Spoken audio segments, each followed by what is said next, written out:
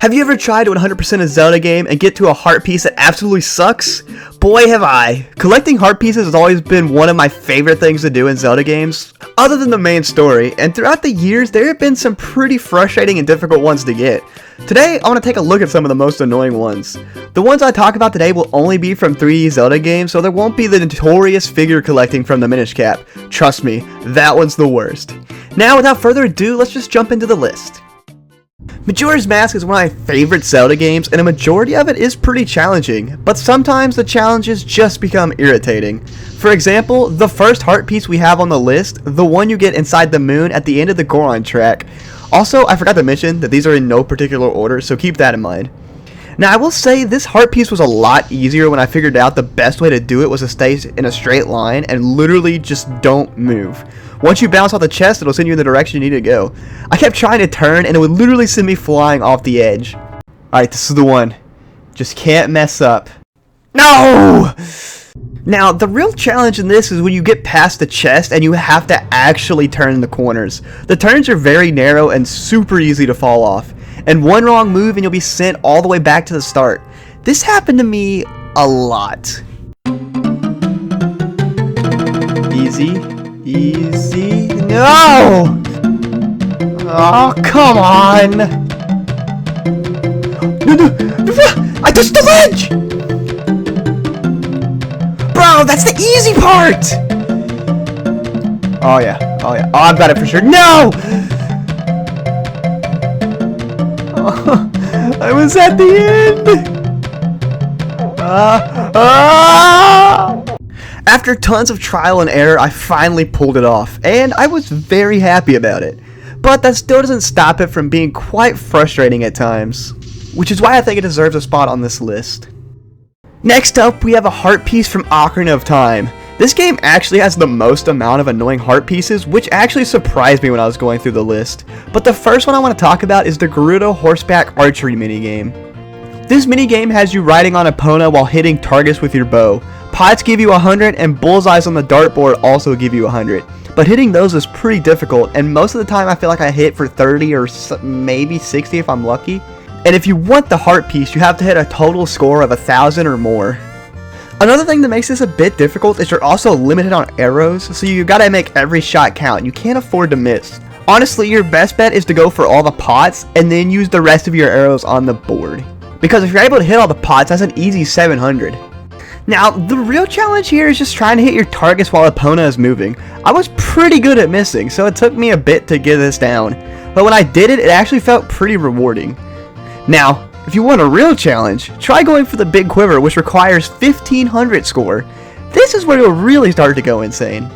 But lucky for me, we're only worried about heart pieces today.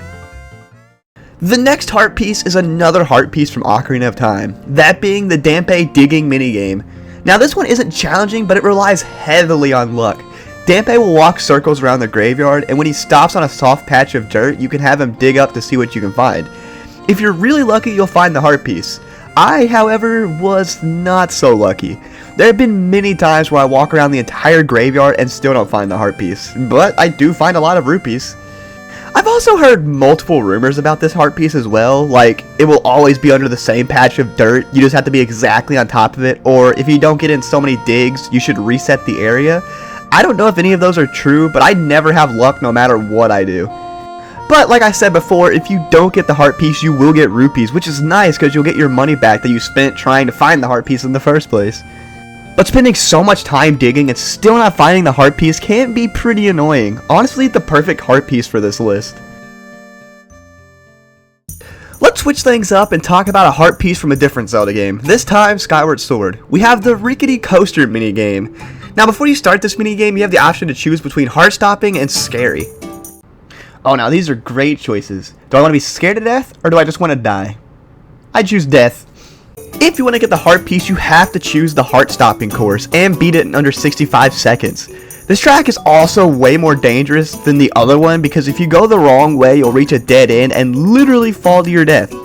Now, if you want to beat the track in under 65 seconds, you have to not only choose the right path, but also turn your cart in the direction you're going to build up speed.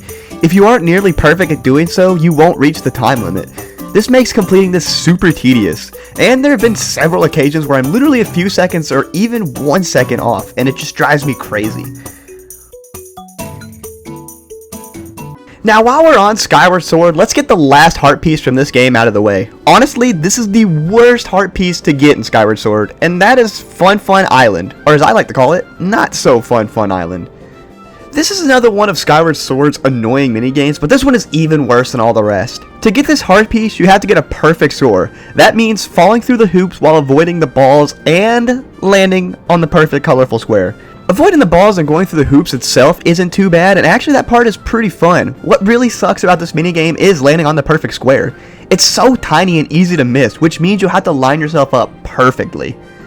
Another gripe I have, and this might just be me, but I sometimes have trouble seeing just how far away or how close up the perfect square actually is. Like for example, sometimes it looks like it's pretty far away, but then next thing I know I'm splatting on the ground. I personally think this would have been way better if all you had to do was get the hoops and whatever you land on is a bonus. But no, you have to do everything. Yes. Oh dude, I'm so lined up. It's gonna be perfect. You've got to be kidding me. This minigame freaking sucks! Our next heart piece is from Twilight Princess, and surprisingly, this is the only heart piece I really struggled with in this game. All the rest were pretty easy.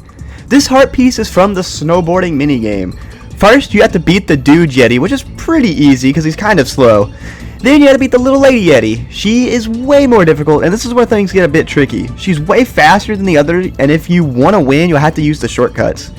For some reason, I've always had a bit of trouble controlling the snowboard, which may be just me, but this makes going down the shortcuts even trickier because the paths you go down are so narrow, and if you fall off the side, you gotta restart the race all the way back from the beginning. Another problem I have with this too is when I follow the shortcuts and I get to the end, right before I reach the finish line, I always seem to mess up. Like this, for example. Alright, slow and steady. I've got this in the bag. I've got this in the bag. Oh no. Oh, come on! No! No! Please! Don't pass me. Oh, she already won. I just find this minigame a bit frustrating at times, which I don't see a lot of people really talking about. Let me know in the comments if you struggle with this minigame or if I just need to get good. Next up, we have a heart piece from Wind Waker. Again, just like Twilight Princess, this is the only heart piece in this game that I really have a problem with. Yes, some of them are long and boring, but none of them are really difficult or tedious. This heart piece being the Orca minigame. To get this heart piece, you have to hit Orca 500 times, which is a lot, and you can only get hit 3. Now, to actually get to this point, first you have to hit him 100 times, then 300, then finally you can get to 500, which is where you'll get your heart piece. I feel like the best method for this is to just do 2 combos, then raise your shield to block him.